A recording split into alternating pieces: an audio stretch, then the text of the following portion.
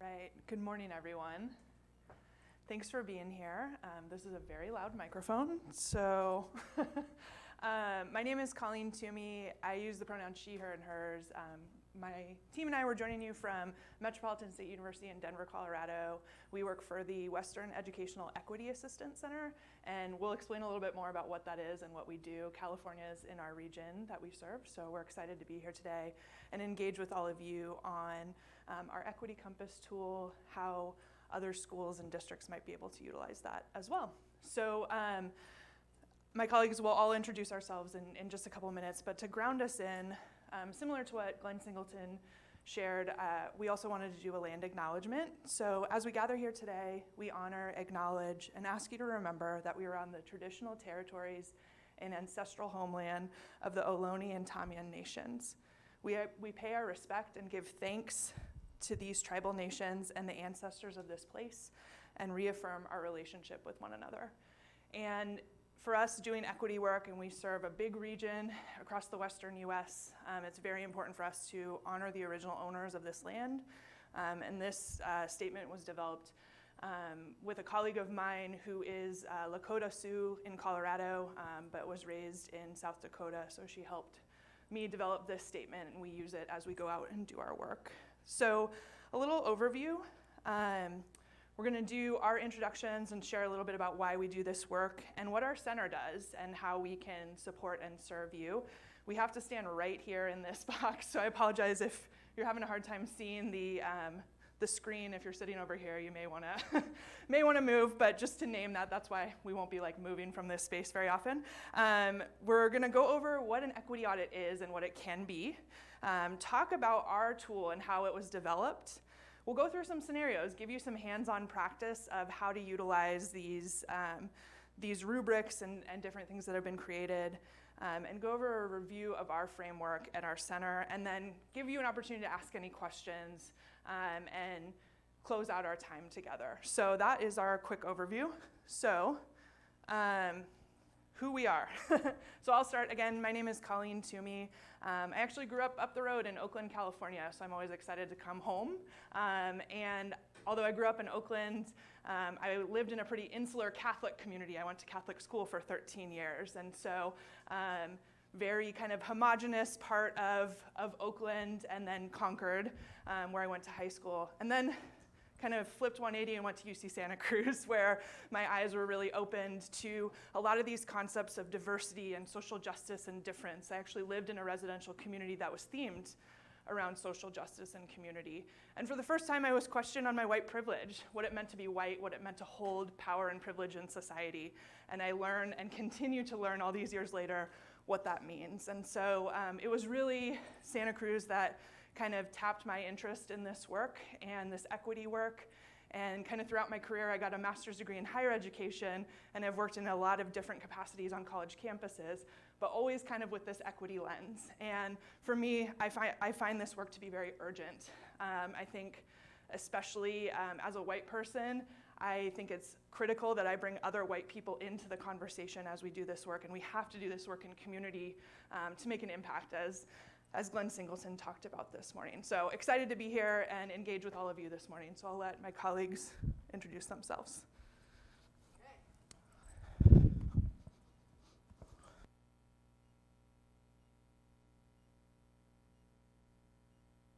So thank you, Colleen. I'm Jan Perry Evenstad, and I am the director of the Equity Assistance Center, or the Western Educational Equity Assistance Center at Metropolitan State University of Denver. Long mouthful, right? But Colleen so eloquently told you about some of the work that we do and the reason why we like to preface our work with land acknowledgement and to be very inclusive. I too am a white female. She, her, and hers are my pronouns. I've been involved in the equity work for a very long time, kind of coming up through just experiencing it throughout my life. I think one of my big wide openings was when I first got out of undergraduate school to go get my first teaching job. Being the white female wanting to teach secondary social studies, and mine came maybe more from a gender perspective at that time, was that, well, you know, you're not male and you can't coach football and you can't coach wrestling. So like, what else could you offer us in terms of the wide variety of things they wanted people to do in rural school communities? I moved from the East Coast, where I grew up, to go to college out west. I went to Wyoming, very rural, very white, kind of my own culture shock going there, and realizing what it really had meant to have grown up in a more diverse community, being white and moving out west and seeing what that looked like and felt like. So it was kind of an eye-opener at 20, 21 years old, getting that first teaching job and going, okay, let's see what this really brings. Once in a while I would make the joke that, well, you know, I'm willing to learn, you know, just because those weren't the opportunities that were open to me at that time in school. But anyway, I digress. I do want to let you know that I have two of my most illustrious staff members here that are extremely capable and are very, very knowledgeable in the equity compass that our center does work with school districts on. So I think, do I want to go into what we do now or just let Dan introduce himself? Okay, thanks. I wasn't, but. Hi, I'm Dan Jesse, and I only went to Catholic school for 11 years. And the issue was my mother registered me too late, and I ended up in first grade in a public school, and they had this brilliant idea, because it was the baby boomers and all of that, that they would have half-day first grade. Well, my mother was livid, so as soon as she could work it out, she got me into Catholic school. And when I showed up in the second grade, I was in the low reading group, so apparently half-day first grade was a bad idea. Anyway, Colleen and Jan will tell you I'm starting to catch up now, so hopefully it's not too late for me. My introduction to equity came early. My mother became a Head Start teacher when I was in the 5th grade. She would drag me every summer to go, quote unquote, volunteer at the Head Start Center. That meant she could keep her eye on me, because we were the scourge of Southeast Denver, because I had 5 brothers and I was the ringleader, so she couldn't let us loose.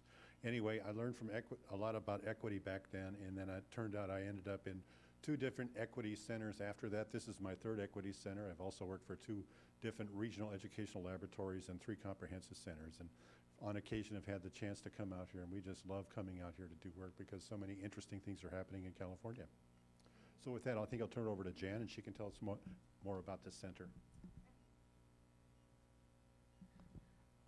So great, like Dan, I've also worked with a couple equity assistance centers.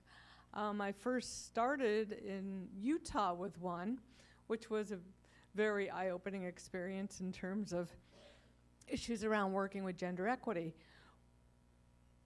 Oh, thanks. I wasn't sure where the clicker went. So as you can see, geographically, this is the area that we serve. We serve 13 states and 3 territories. We were first established under the 1964 Civil Rights Act as an element of the U.S. Department of Ed to assist school districts in school desegregation. Way back when in 1964, I know some of you are very young in this room, and that's way before your time. But as equity centers grew up, and through the legislation of the 70s, when Title IX came into view for sex or gender equity, you know, followed along with special ed regulations and legislation, the equity assistance centers expanded, as well as legislation around bilingual education. So our centers really focus in on areas of race equity, racial harassment, sex equity under Title IX, sexual harassment in schools, issues around national origin or second language learners, indigenous populations. We work with Indian Ed for All in certain states that we serve. And we also look at the issue around religion and how students can be disenfranchised through the educational system because of some of those identifiers or groups they belong with. And so whatever kind of perhaps bullying, harassment, or disenfranchisement kids experience in schools because of those issues, we like to be there to help you address those issues, or perhaps complaints that come along the way. Yes, we've dealt with districts that have been under a federal compliance or an Office for Civil Rights complaint. We are the, shall I say, some of the go-to people that the Office for Civil Rights might say, hey, school district, if you want someone that can help you, call these people. And we're not the compliance police by any means. We're here to offer services free of charge to any K-12 entity in our region that needs any kind of assistance. So it ranges from, you know, effective teaching practices to what we're going to talk about today in terms of the equity compass, which is a way to assess, shall I say, the state of equity perhaps in your school or district, and then to help take that information and data and do some real constructive planning around how you can, you know, make the equity climate better for not only your staff but your students and your community. So with that being said, that's kind of how we've come to be. Please call us if you have any need for our services. And I believe that, is that the only slide we have for this one? Yep. Okay.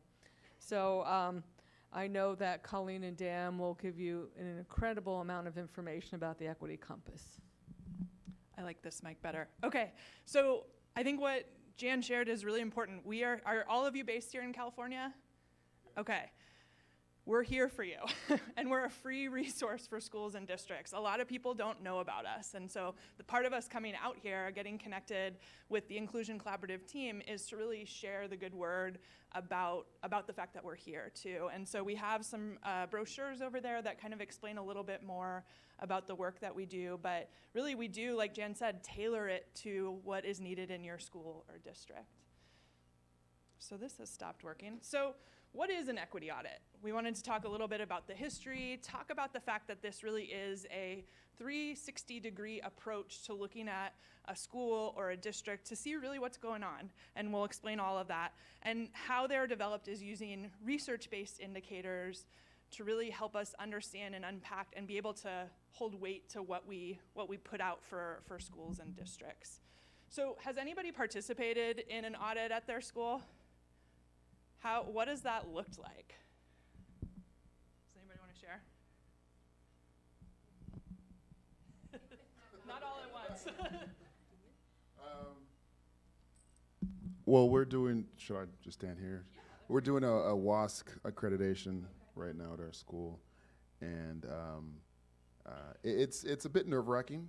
Yeah. You kind of have to have all your ducks in a row, have all your documentation, show that the programs you say you're doing, you're actually doing. I found it helpful because there's things that we said that we put forth in our WEEAC proposal that that we actually were not doing and that we did not know about because it was so long ago. So it actually helped us get back to the root of what we said we would do as a school. So for us, it's been interesting. It's been helpful. A bit nerve-wracking. Some people felt it'd be like an inquisition, but it wasn't. So I found it to be quite helpful. Anyone else participated in anything? Was that rooted in any equity practices, the accreditation? Is that part of it? Yes. Yeah. Yes. Okay. So this, there are lots of different models, and equity or audits in general have existed in a lot of industries for a long time. And so a little bit of history of equity audits is that they have some significant history in three areas of US education. And we talked about the civil rights enforcement, and that really is why our center kind of came to be, our centers around the country. Also in curriculum auditing and math and science reform, as studies came out about that and success rates there, and also with state accountability. So many previous iterations of equity audits were hundreds and hundreds of pages long, and so they weren't always digestible for folks. And so as different organizations have really workshopped these tools to make them a little bit more digestible for folks, for the schools and the districts, to really be able to take things and put them into use right away, right? Not that they get caught up on just how long the report is, but what they can do to really utilize the work. So with an equity audit, when we work with schools and districts, and Dan's gonna really explain how our tool was developed at our center, but really it's considering what do you want evaluated?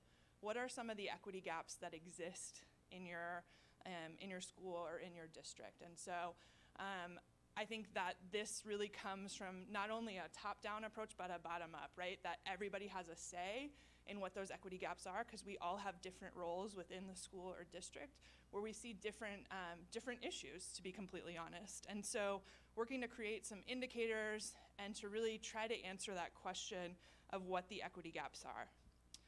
The 360-degree approach is really critical in doing an audit. And there are so many different models that are out there, but what we really like to do is take feedback from all areas of the community. So that's doing focus groups with teachers, with custodial staff, with bus drivers, with cafeteria workers, paras, and all the different folks that make up schools. And also with students, doing focus groups to hear what their experiences have been like. We do classroom observations and go through and take a few minutes in several classrooms to really try to get a sense of what's going on, what kind of teaching strategies are being utilized. We do interviews with leadership, so with principals, assistant principals, district superintendents, and the like.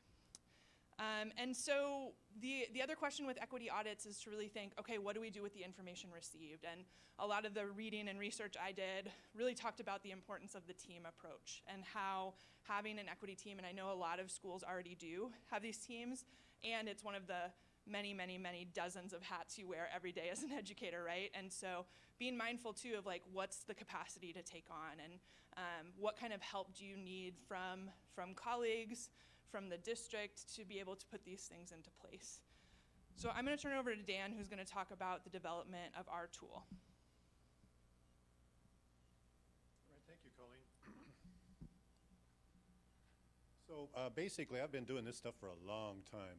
Since like 1986, I've been in classrooms every single year, doing some sort of evaluation, observation, technical assistance all over the country, including places in California, and have some great stories to tell. Like, for example, the time that the teacher said, okay, kids, get in your groups, and the kids are looking at each other and going, what?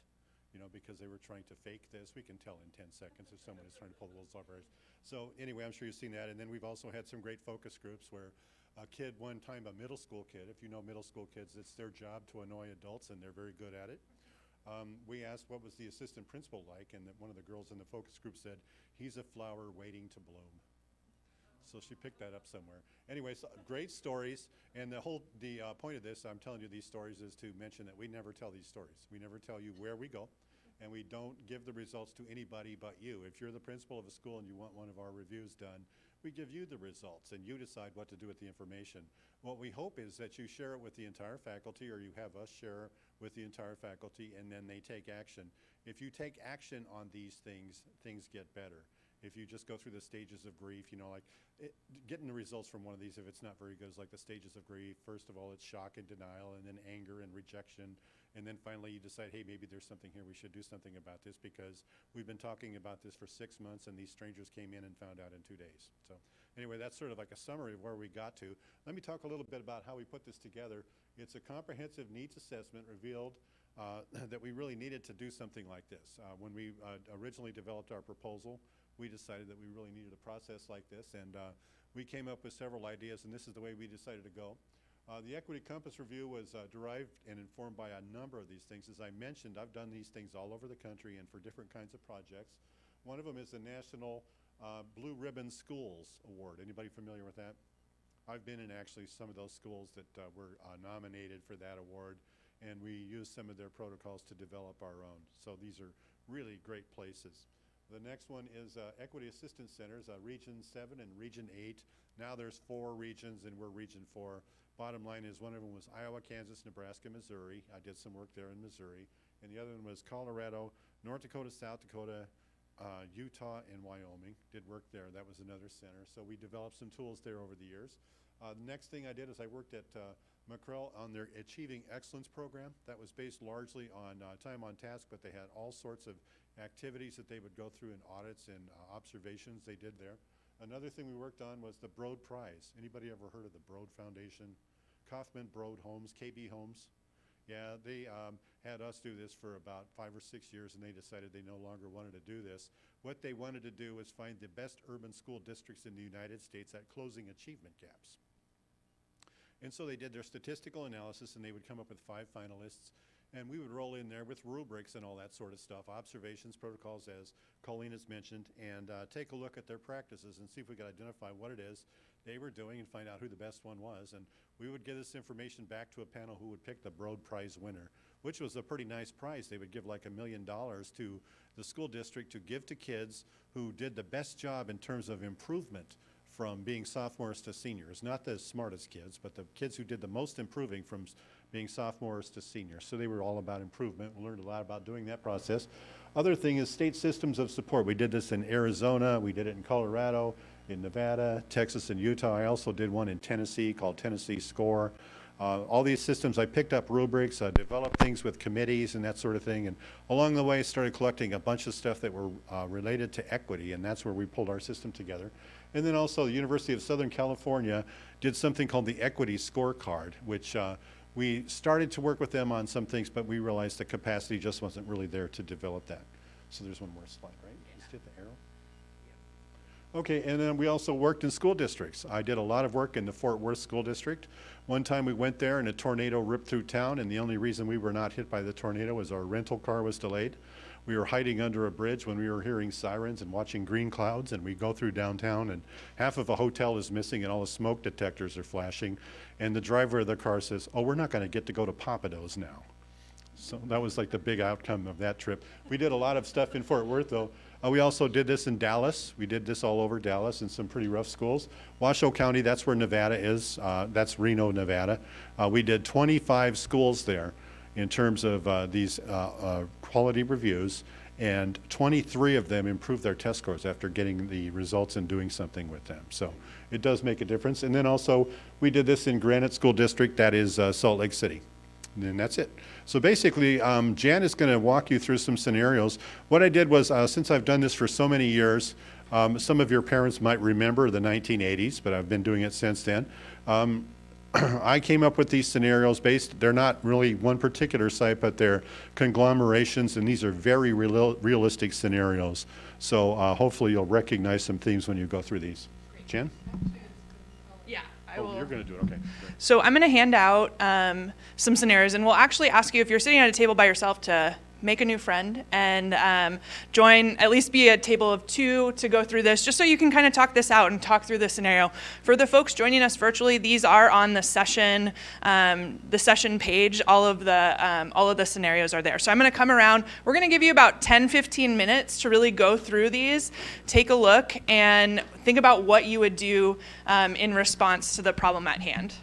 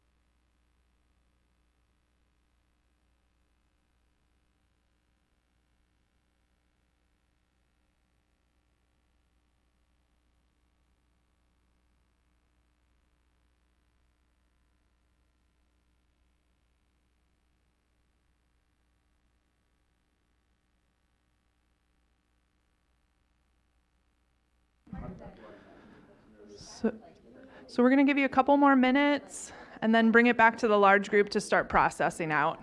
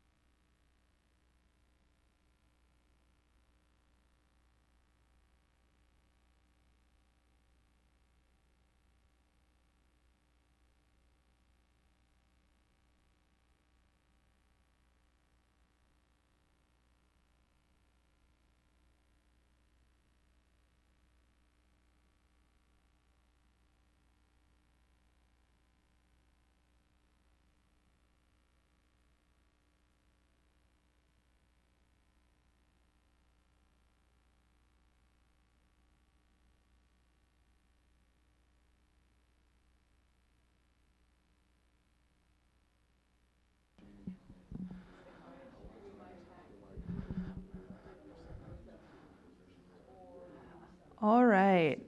If we can start to bring it back to the large group.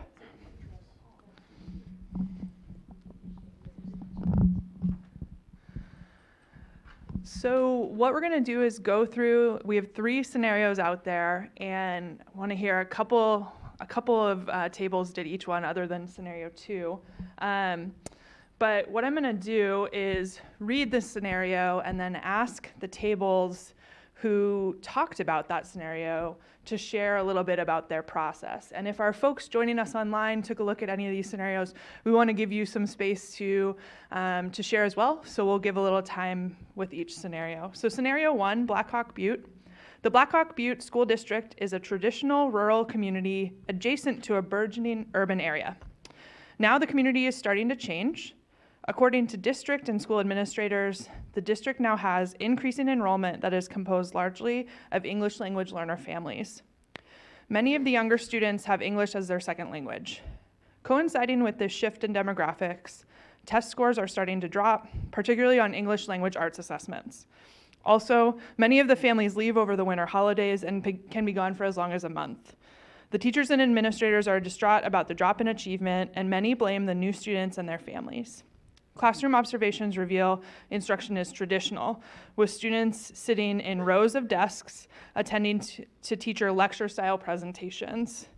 In lower grades, some students are off task, and in the upper grades, students become disruptive. So I think our front 2 tables here worked on scenario 1, so would love to hear a little bit about your process in going through this. Does anybody want to start us off?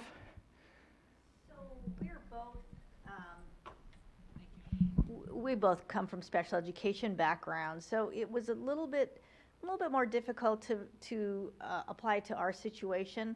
But you had a great suggestion on how you might address this in a classroom, and I don't want to put you on the spot, but do you mind talking about what you did in your classroom, because I think it's great. Sure. So special education does have a lot of inequities, and we do have a lot of English language learners. So what I did was I purposefully chose a story that had a lot of Spanish words in it. Now, I love Spanish. It's a beautiful language. I'm actually very good at understanding IEP lingo in Spanish, but I butcher the language. I butcher it. So what I did was I read this story with a lot of Spanish words in it, and I butchered the language. And the boys, because special ed also disproportionately has male to female ratio, the boys in the class would laugh, "That's not how you say it," and they would correct me in front of, my group of kiddos.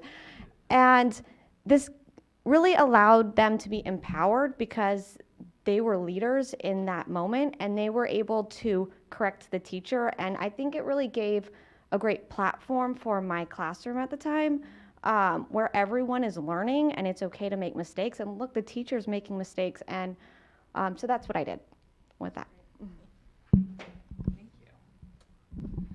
Thank you. And did you all also have scenario one? Can I put you on the spot? Thank you. Sure. So my colleague and I here actually approached it from two different lenses. He was much more from the individual teacher focused and what teachers can do to support these kids. And I approached it much more from the systems lens around just assessing what it is that the system is incentivizing and why teachers teach this way. And so just thinking from the administration perspective, as administrators, we all have power to incentivize what our teachers focus on.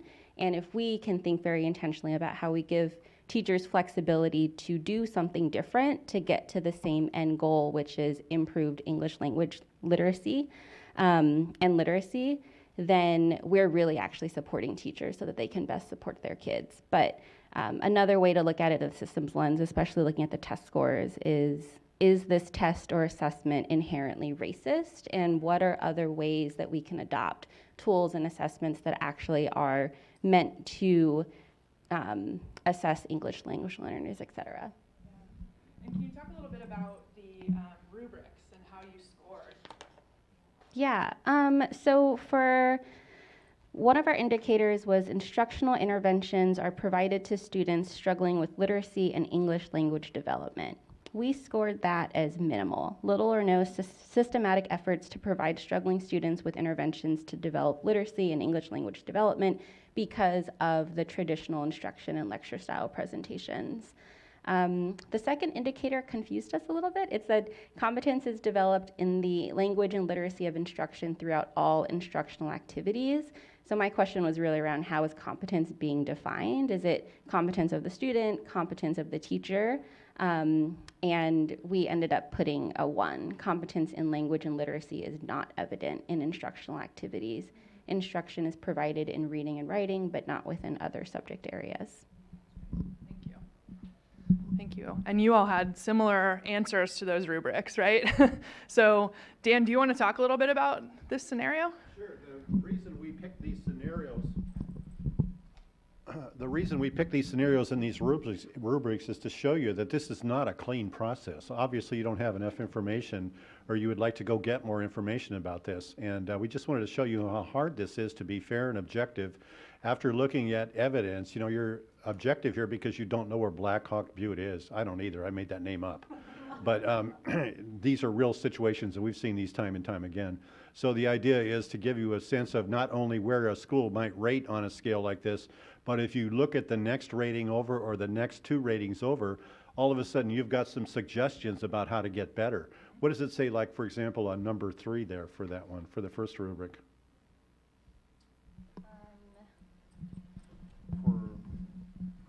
Yeah, the first rubric, just pick one of them. And what does it say under number 3? Okay, so for 11B, it says meets expectations. Competence in language and literacy is evident in almost all instructional activities. Instruction is provided in reading and writing and within subject areas. And if you look at number 4, to be exemplary, what does it say in addition to that? Okay, so this says, it adds, let's see here, efforts are made through activities such as asking and answering questions, challenging claims, and using representations, I see, to link to the context of the student's language and culture. So our theory is if you start doing that 3 and 4 stuff, your rating will get better and the scores will go up. Do I need to say that again? So I hope I can. So I just sit here and make this stuff up sometimes. So our theory is that if you start doing that 3 and 4 stuff, things will get better and the test scores will go up. And this is all research-based, and we've had a lot of experience with these rubrics. Thank you. And Yolanda, can we give anybody online a chance to, is that the best way or? Okay. So let's move on to scenario 2, and I believe our table in the back had that, is that correct? So this is Sagebrush Community School. I will read this scenario as well. The Sagebrush Community School has the advantage of serving a diverse population of students. About 26% of the students are Hispanic or Latino, 19 are American Indian or Alaska Native, 38% are Black, 10% are Asian, and the remaining 12% are white. The school has a large gifted and talented program with about 30% of the students involved. However, some parents have recently complained that the participation in the program is disproportionate and that it is only for the, quote, wealthy kids. It turns out that 77% of the students in the program are white or Asian, and very few, 5%, are eligible for free or reduced lunch. When the parents of the gifted and talented student participants were confronted with this, they became quite vocal and pressured the district to provide evidence that this is really true. When the school staff were asked to describe the disparities, they explained that the students in the program are legitimately there because they reached the cutoff score on the state assessment for participation. So I'd love to hear from the table in the back a little bit about your conversation.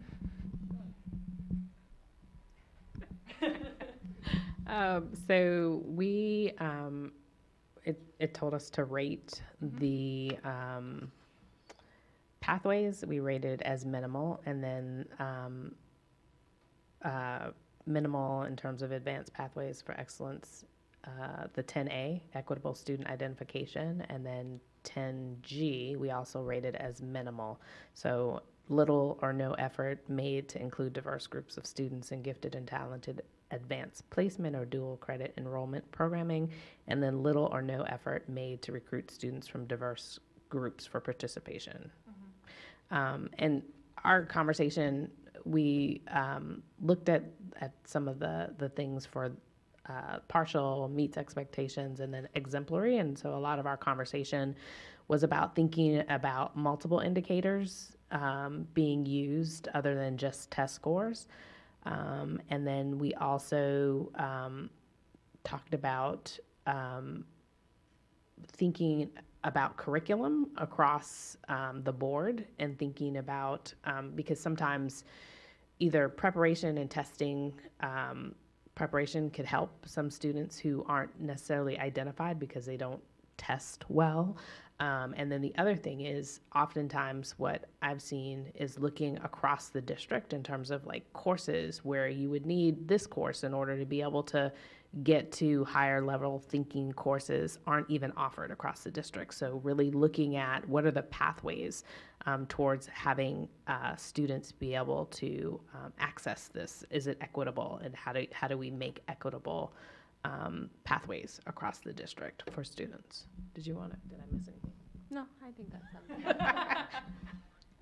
Thank you. Any other thoughts with this one? Other questions you might ask? That was a great synopsis. Dan, yes.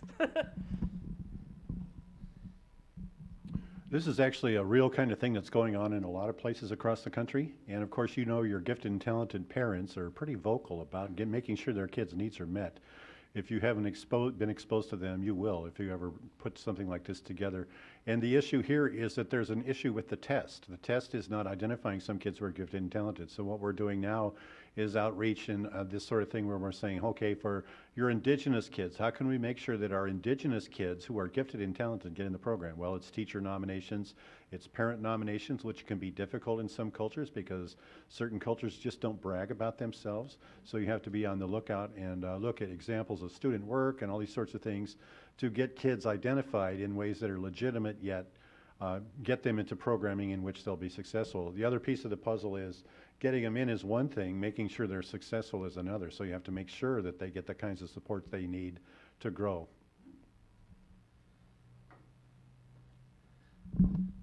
Thank you. And thinking about that too, you know, family engagement is an equity issue as well, right? Who has the resources to be present? Who has the space and time? What kind of jobs are they working where that might be allowed? Is it a multi-parent household? Is it a household where one one parent doesn't have to work, right? There's inherently more opportunity to be involved if you have the time and the resources to do that. So, yeah. So something tangential to the parent engagement is there's also knowledge and information. Yes. And I've seen like some districts who've paired up like more well-heeled, knowledgeable parents with, you know, newcomers and or parents who don't have the same access to information or understanding about how to navigate systems, because, you know, that's another real equity issue is the knowledge about how to navigate. Just because you put a big book of choice out there or, you know, links online about choice, it doesn't mean that it's really giving people choice if they don't know how to navigate the process or the bureaucracy or whatever. Thank you. Okay, thank you. All right. We're managing the online component too, so thanks everybody for your flexibility. Thanks for these great conversations. Any other thoughts with this scenario? With both of these first couple, we see a lot of kind of intersections, right? And we know that our students' lives and their families' lives are quite complex, and our systems, to the point that was just made, are quite complex and not, we have to do a lot of work ourselves. We have to turn the mirror as equity practitioners to really look at ourselves and what are we doing that might be helping to perpetuate, maybe not intentionally, but some of these inequitable outcomes. Okay, so our third scenario is the Riverview School District. So I'm going to read that one. The Riverview School District is in an urban setting and has a diverse student population. About 30% of the students are white, 35% are Hispanic Latino, and most of the other students are Asian, American Indian, Alaska Native, and from other groups. Based on a state initiative that is exploring disproportionate disciplinary actions, Hispanic Latino students and Black students comprise 78% of the suspensions and 90% of the expulsions. The district is eager to get ahead of this issue and wants to review school practices more carefully. They have examined district records to look carefully and clearly identify the disproportionality and brought in external service providers to look at the issues more closely. Staff interviews and school observations revealed that there were significant classroom management issues in some classrooms, but not others, that school transition times in some of the buildings were chaotic, and supervision of students outside classroom activities was inconsistent. So again, we had a couple tables. I think our middle table is working on this one. Anybody want to get us rolling? Thank you. Okay, so for us, this was complicated and complex all at the same time. So we read through it, and we really didn't feel as though it felt inclusive. So just taking the first sentence where they address other students, and then later address Black students comprise 78, Latino and Black students comprise 78% of the suspensions. So when you use the term other, it's not inclusive. So that probably should have been broken out by bullets to identify who those other students are, so that there is some inclusiveness there. And the school set out to gather evidence of what's happening within their culture and what's happening within the discipline within the classrooms. However, they did nothing with it, or at least this paragraph didn't identify that they did anything with it, which is concerning because it starts the leadership. If you want to make change, you're going to have to be, one, inclusive and include, you know, like you guys do, your focus groups, go out, gather the information, and actually have a plan. And I use the term in our conversations, a theory of change plan, using strategies, the vision having an impact, so that you could really work towards possible solutions that's sustainable. So that was kind of our conversation here, and just really getting that leadership on board. We talked a lot about peeling back the layers, getting to some of the core issues. We talked about trauma, mentioned the protective factors, parent engagement. There's a lot going on here, which makes it so complicated and complex. So. I appreciate, too, the feedback of just even how this is laid out. As we do this, again, we'll look at that differently. So thank you for your lens and being critical of that, because that's part of this work, too. So, this one is very intersectional, and it's a district level one, right? So a little different in that regard, too. Can we hear from the other table, hear a little bit about your conversation? We can share. Okay. Well, we were a little frustrated too, but we just kind of looked at the information that we saw. Some of the words that came out, or some of the numbers that came out, was the 35% Hispanic and Latino is the population and demographic, and then you have the 78 to 90% expulsion. So they identified that there is a disproportion. Then we look at what they noticed. And in the language, it says significant classroom management issues in some, chaotic transitions, inconsistent supervision. So when we went to the rubric, and I'll let you go. When we were discussing it, we weren't sure if we were being too harsh, but when we were looking at it, we decided that they were both in the minimal for both discipline model and also for respectful and caring environment, being that it's happening in most of the, in some of the classrooms, in some of the transitions, and that the expulsion is so high. We didn't feel that they met the partial. That was how we did the rubric part. Did this table agree with that? With the rubric? We had a 2 and a 1. A 2 and a 1, okay. Dan, do you want to speak to this one? Sure. Sounds like I'm in trouble again. Okay, so I'm really glad that you did not notice that I did not capitalize Native, Alaska Native, because that's really bad. I mean, that's disrespectful. I missed that, so that's my bad. And I also put other groups. I'm the person responsible for that. In no way does that represent the center or Colleen or Jan. Or when I get back to the office, Darlene Sampson, she's going to kill me when she finds out about this. Anyway, so where that comes from is basically that's the kind of reports that statisticians use, and the reason they say other is that the N is so small that they're not allowed to identify those subgroups. But that's not an excuse for something like this. We really need to say that there's Polynesian students, et cetera, in there. So we need to break that out. So thank you for giving us the succinct feedback that we need to keep getting better. Yes. And also, there are some issues here in terms of what's going on. It's disproportionate, as I was mentioning here at the table earlier. National trend here. This happens, you think it's happening in your school district, it's happening everywhere. Typically what will happen with Hispanic and Latino students is they'll be classified as needing, they have some sort of special education type need related to learning disability because they don't know English. It's nothing to do with their learning disability. It's the fact that they don't know English, so they get overclassified there. And African American or black boys will be overclassified as being a behavioral issue because teachers don't know how to handle their styles. So those sorts of things happen all the time, and this is a very common thing. And until you start digging into that, you won't really know. Could someone read what the rubric for 3 and 4 says there? Sure. For discipline models, this, for 3, meets expectations. The school implements evidence-based school discipline models that have curbed the number of suspensions and expulsions and improved the behavior of disruptive students. For 4, in addition, the school has taken steps to ensure that it does not disproportionately punish any student or subpopulation. For organizational culture, indicate a respectful and caring environment. For meets expectations, which is a 3, the school ensures that educators provide a respectful and caring learning environment for all groups of students, resulting in positive learning environments in all classrooms.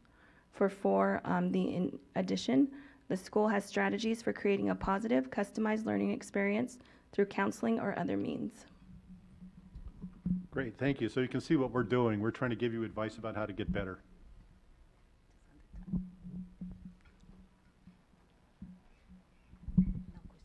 No questions? Okay.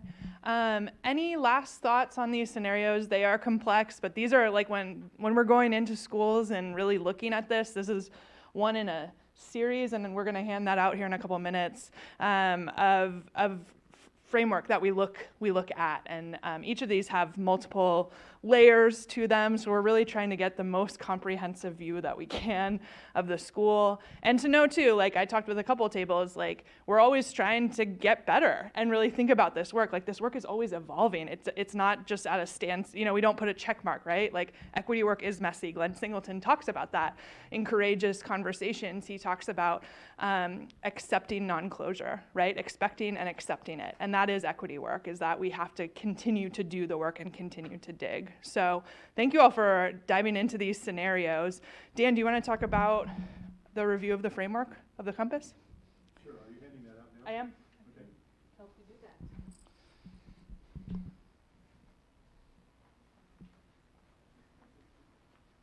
that. So all three of us were impressed with what Dr. Singleton talked about this morning, especially when he said something to the effect that it's complex, it's in multiple levels of the system. Equity is everywhere, or it should be everywhere. When you go into a school district and they have an equity division, that's a red flag for us, because that means that they think, well, okay, well, if we just have an equity office over here, it's taken care of, we don't have to worry about it. Well, actually, equity is everywhere. So if you take a look at this list here, this gives you a list of, okay, if you take a look on there, you'll probably recognize from the rubrics we handed out to you, you'll see the rubrics, like we picked a couple from each category. The blue letters are the big domains, and the rubrics are actually what's in black and white under that. Like, for example, under addressing implicit bias for equity, addressing systemic and structural bias is the title of a rubric. That's got 4 points to it, and it looks just like what we shared with you. Same for curriculum, diversity, all instruction, organizational culture, performance and accountability. You go to the other side, you can see we've gone nuts with this. Our last category that we're working very closely on is gender equity. It turns out that Jan over here is a national expert in Title IX and gender equity. So if you have any issues around that, be sure to check with Jan before she leaves the room, because she knows a lot. She's forgotten more than I know about gender equity for sure. So be sure to take a look at this. And when we do this, we don't go through all these rubrics in a school or a school district. We do a subset. The first time we did this, we did 7 of these categories, not all of them. And we did something like 30 or 40 rubrics, and it just about killed the entire team, who then just about killed me. But that was another story. It was rough. I mean, these are hard conversations, because you get a bunch of experts in the room discussing this. You just had a little flavor of it. Like, you can see instantly where there's disagreements, where you see things one way and your colleague is seeing things another way. Think about after collecting data for 2 days and getting into a room and you're hungry and you're having these conversations. That's what it takes, though. We are the instruments. It's hard work and it is contentious, but you got to remember that this is making the world better for kids. So do you, under the rubrics that we handed out to you, can you just read off one of them to me? The title on the rubric. I forgot what we handed out. So one of them was organizational culture. And what was one of the categories? Discipline models, respectful and caring environment. Okay, so if you look under organizational culture, you can see the first one is safety and security. The second one is discipline models. So you can see what that is, okay? Just imagine a whole bunch of pages of this. And the idea is, when we go into a school district, we always have conversations with the leadership saying, what is important to your school district and what is not so important? What have you been doing and what have you not been doing? What we don't want to do is create a sense of incoherence. When a school district is coherent, that means that everybody's going in the same direction. I've been in schools, for example, that had 3 different spelling programs. That's horrible on the kids, because the kids get confused by the 5th grade and everybody does poorly. Another thing that happens is there might be a math program, like accelerated math or something like that. Some teacher in the building might hate it. In a coherent school, they're going to keep their mouth shut and do it because everybody else is doing it. And they know that it's important for everybody to be on the same page. So what we try to do is not create a disruption of coherence. If your school district or school is going in a certain way, we have discussions beforehand in terms of this to decide what it is we think is important to look at. Other questions or comments about this? Do you have any questions about any of these particular indicators?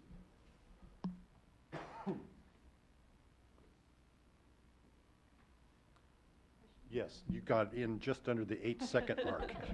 You're supposed to wait 8 seconds. Are the indicators available online? Where can we access them?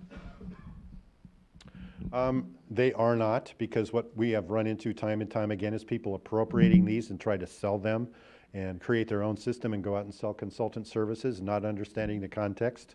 So we don't put those things online. What we do, excuse me, is, I think it's a sign from above, I better stop talking. What we do is after you go through the process, we give you the rubrics that we use to score, and then we give you a narrative describing the rubrics. Inevitably, what will happen is that people try to fake it when they see those rubrics. Like, I've heard these stories before, you know, after doing this for so many years. The principal will say, okay, that redheaded guy, he's going to ask you what the mission of the school is. Make sure you know what it is. And I've been in interviews where I'm sitting this way talking to the person in the cafeteria.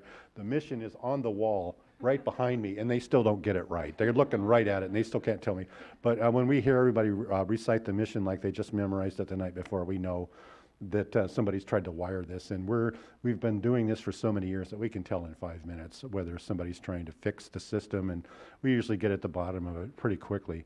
One of my colleagues was exceptional at getting to the truth. She'd have the school secretary crying in 5 minutes, because in a lot of buildings, the school secretary is running the place, and they know everything. And she used to be a former principal, so she knew what to do to ask her to get at the truth. So we were very good at doing that. And that's a long answer. Like, there's a couple of reasons, at least, why we don't like to share the rubrics ahead of time. We'll certainly tell you these indicators. I mean, this is fine. I mean, these are all research-based sorts of things. We can tell you this, but we prefer not to share those rubrics. Does that make sense? Okay. Question? Or are you just stretching because this has gone on too long? Others? All right. Thank you, Dan. Okay, so as we get close to the end of our time, we did want to allow just a few minutes for any questions about the compass or the work that we do in our center, and we can hang out for a little bit after too if that's more beneficial. But just any general questions or comments as we wrap up our time together today? 8 seconds is a long time, huh, Dan? So this is some of the sources that we use to help inform this presentation and inform the compass. Just a few of many that are out there. The slides are all on the Inclusion Collaborative, the Sketch app. You should see them there. And just wanting to thank you for your time today. We appreciate you and the work you do. The work you do is so hard and so critical for the success of our students all over the country and here in California. And so thank you for being here. Thank you for taking some time to learn about some of these things. Yeah. Jan, could you talk about how you request services from us? Yeah. Someone actually asked that question. Oh, okay. And maybe we can show them where to go. So actually we can start with this page here. You can contact any one of us to begin with. We also have a website that you can log into under the Western Educational Equity Assistance Center. Colleen has some flyers and pamphlets where that is listed.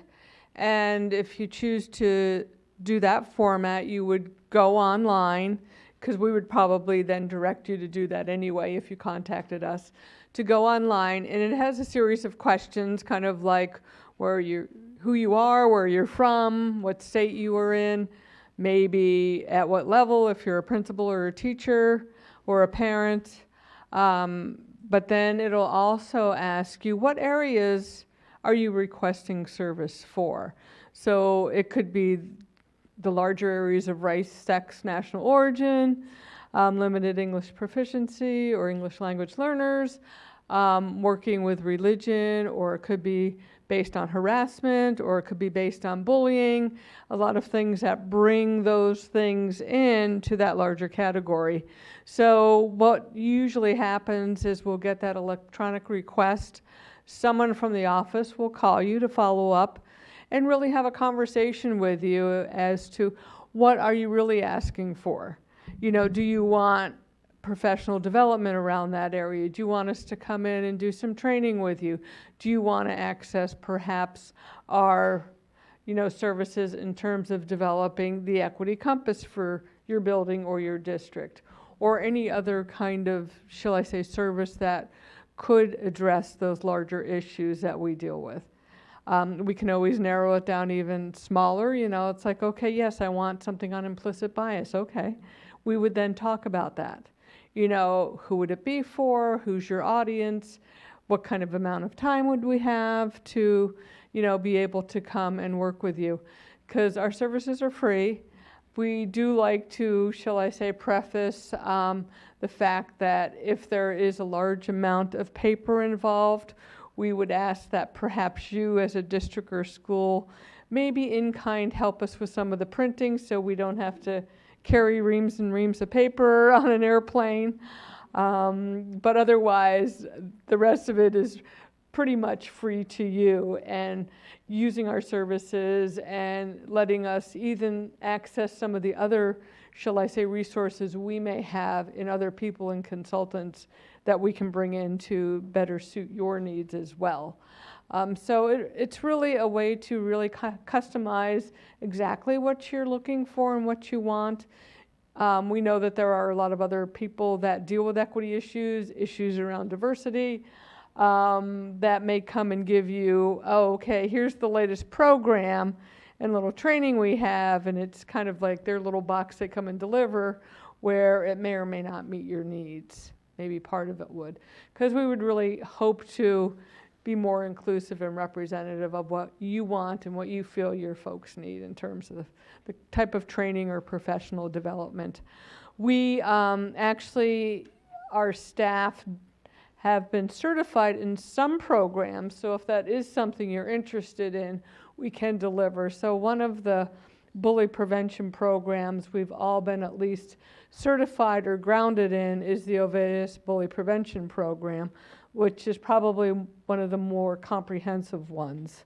And it's not like people show up and get on your stage in front of 500 students and say, this is bullying, don't do it, and they leave, as opposed to really working with the parents and the teachers and the support staff and the community at large on what bullying is and how can we all work together. To me, Oveus is more of a framework we can use to address bullying and how everyone really has a role in doing that within that place called school, from the classroom down to the building to the district and the community at large. Another one that we've done a lot of training in and work around is issues around Title IX, which is sex equity or gender equity in K-12, which is very expansive. The one thing, shall I say, that it probably doesn't address is to really look at, is your curriculum gender fair? And assessing your curriculum and telling you about books or what books you should be using or not using. But we can look at issues around admissions. Discipline is one. I was talking with this table here, and even though that case example focused a lot on discipline, there was also a very strong gender issue when you look at and unpack issues around discipline, because in terms of gender, who gets sent down to the office more often? And what are the issues around perhaps our expectation around boys and how they behave, and our expectations around girls and how they behave, and the whole socialization around there that a lot of us forget in terms of that unconscious bias and how that plays out in rooms. We also, so Title IX is really expansive. It is more than athletics. It is more than vocational or technical career education.